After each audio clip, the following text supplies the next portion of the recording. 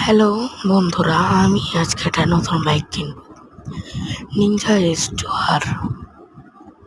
সেটা আমার পছন্দ হয়েছে। এবার আমি আমার বাড়ির কাছেই শোরুম থাকার কারণে বেশি আমার দেরি হয়নি।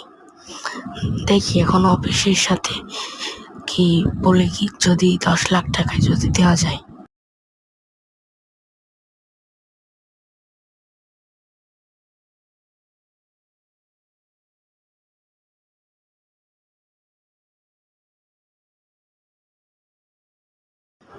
হ্যাঁ, ওরা 10,90,000 টাকা দিয়ে আমাকে দিয়ে দিয়েছে। এখন আমি বাইক রাইডিং করে আসি, তোমরা লাইক সাবস্ক্রাইব করে দিও।